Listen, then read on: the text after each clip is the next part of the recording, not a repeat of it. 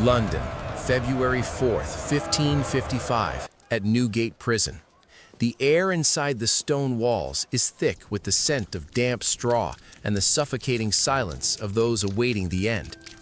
Inside a cramped cell, John Rogers, a scholar, a father, and a man who dared to translate the Bible into the language of the common people, is jolted awake. He is told he has only moments to prepare. There will be no reprieve from Queen Mary, no last-minute mercy from the crown. He is to be the first of the Marian Martyrs, the opening act in a grim drama that will soon see the fires of Smithfield burn bright across England. As he is led out of the dark, damp belly of the prison, the winter air hits him with a sharp, medicinal sting. The route to the execution grounds is not a quiet one. It is a gauntlet of human emotion. Thousands of Londoners have poured into the streets, a sea of wool caps and weary faces. They stand on barrels, lean precariously out of overhanging timber windows, and press their bodies against the iron pikes of the guards. This event was designed by the authorities to be a visceral, terrifying warning, a display of what happens to those who value their conscience over the mandates of the state. But as Rogers begins his walk, something shifts in the atmosphere. Usually, a condemned man is a spectacle of trembling limbs and desperate, hollow prayers. Rogers, however, walks with a stride that witnesses later describe as light and joyous. He does not look like a victim being dragged to a slaughter. He looks like a guest walking toward a long-awaited feast. The most agonizing moment of the journey comes near the Church of St. Sepulchre.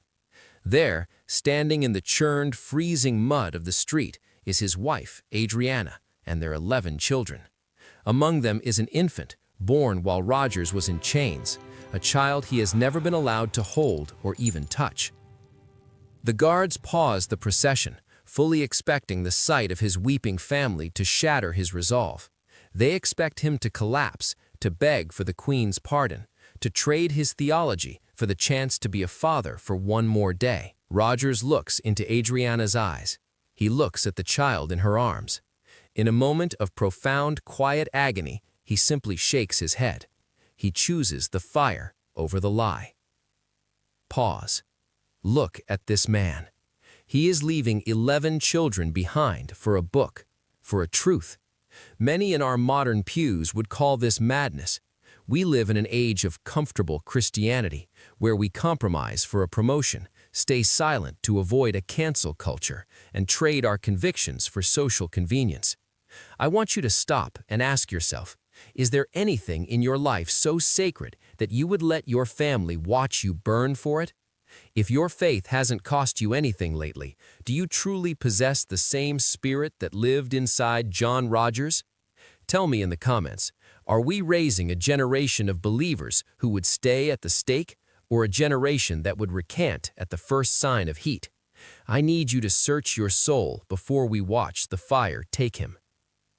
When he finally reaches the open space of Smithfield, the stake is already waiting.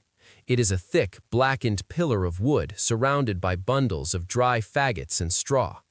The Sheriff of London steps forward, holding a piece of parchment, the official royal pardon. "If thou wilt recant, thou shalt have thy life," the sheriff shouts over the whistling wind. "That which I have preached, I will seal with my blood," Rogers says. His voice is steady, carrying to the furthest edges of the silent, breathless crowd. The executioners move in with practiced efficiency. They wrap a heavy iron chain around his waist, pinning him to the wood. They pile the wood high, up to his chest. When the torch is finally lowered to the straw, a collective sharp gasp goes up from the thousands watching. The flames take hold quickly, crackling and roaring as they climb towards his face. Then the Smithfield Miracle occurs. As the heat intensifies, reaching a level that should have triggered a scream of pure primal animal terror, Rogers does not flinch. Instead, as the flames begin to lick at his hands, he reaches out into the center of the white-hot fire. He moves his hands through the searing heat with a slow, rhythmic motion, as if he were standing at a porcelain basin of cool water on a summer morning. He washes his hands in the flames. His face does not contort in pain. Instead, a serene, inexplicable smile spreads across his features. To the onlookers, it appears as though he has been shielded by some invisible grace. As the physical body of Rogers begins to succumb, the camera pulls back. The roar of the crowd fades into a celestial hum. From the midst of the smoke and the blackened wood, a light begins to emerge, not the orange of the fire, but a translucent, blinding gold. Slowly, the weight of the chains seems to melt away. We see the shimmering essence of the man, his soul, step out from the charring shell of his body. While the crowd watches the ash, we see him stand tall, unburned, and glorious.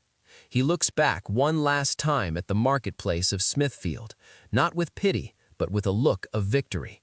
He turns toward a light that no earthly eye can see, and as his physical head falls forward in death, his spirit ascends, rising through the smoke, through the gray London clouds, until he is swallowed by a brightness that makes the sun look dim.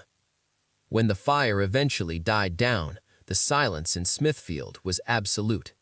John Rogers had not just died, he had graduated. He proved that for the believer, the stake is not an end, but a doorway.